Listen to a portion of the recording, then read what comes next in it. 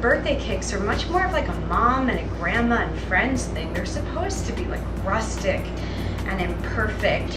The sort of funny story is nobody ever makes me one. It's actually not that funny because I never get a birthday cake.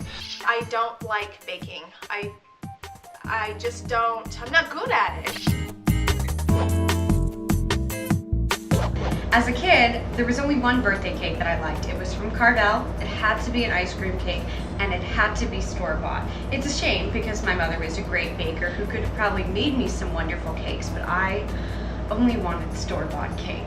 My brother Jay and I are only about 8 days apart, so when we were little, my mom used to throw one giant party, and I would invite my friends, and he would invite his friends. But there was always one thing that she made sure of, and it was that I got my pink, pretty princess cake, and my brother got his boy cake, whatever it was. Well, Deb and Jaden, I agree with you. I think that if someone's gonna have a birthday, especially if it's your kids or a good friend, you should make them a homemade birthday cake. Why not?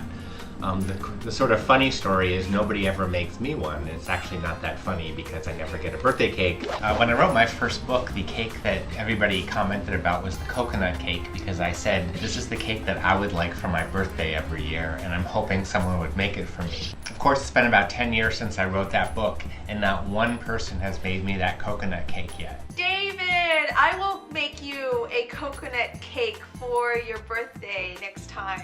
Though, I don't think mine's gonna turn out as great looking as the one that you have in your book. The cake's actually quite easy to make. It's 2 layers of sponge cake with coconut filling, coconut custard inside.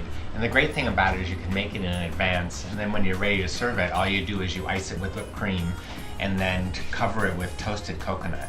I like the idea of toasted coconut all around the outside of the cake because it hides a lot of the imperfections. I love whipped cream frostings, and it's something that you rarely see at bakeries because whipped cream isn't really shelf stable. So it's just another way that you're conveying that this is homemade and rustic. As an adult, I'm fanatical about homemade birthday cakes though. I don't care if you are 2 years old or 42 or 92. If you've made it through another year, I believe that you deserve a towering, stacked, tiered, swirly, frosted, filled, colorful cake with your name written on it. I know Deb is sort of the master of the mile high cake. I'm sort of content with 2 layers just because that's kind of my limit. One time I did try to make a 4-layer cake and it was all wonky. It was kind of crooked, and before we could serve it, it fell over. It's true, I do like making those sky-high cakes. I can't help it, it's a height thing. However, the cake that I'm talking about today is actually a 2-layer cake. My best birthday cake is a yellow cake with a chocolate sour cream frosting. And I just consider this the ultimate American birthday cake. For each layer, whether you want to make it 2 or 3 layers, it's just a stick of butter, a cup of sugar, a cup of buttermilk, a teaspoon of vanilla. It's a lot of 1s across the board, so you can commit it to memory. And whenever you need to make a birthday cake, you've got it on hand. Oh my gosh, I'm going to admit that I don't like baking. I just don't, I'm not good at it. I don't like measuring, so therefore I don't bake very much. But I wanted to do this video because I wanted to find a recipe that was easy enough that for someone like me, and still be very elegant that I could serve it as a birthday cake.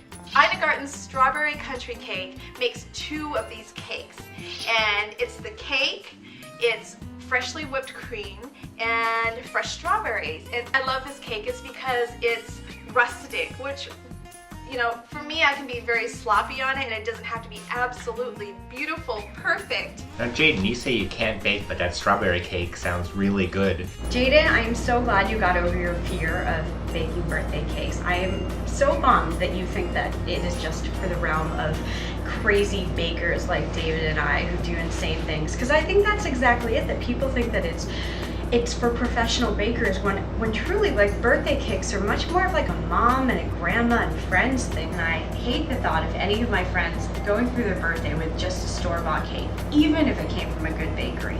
It's not the same as being homemade. I'll show you how to make these recipes and more at goodbite.com.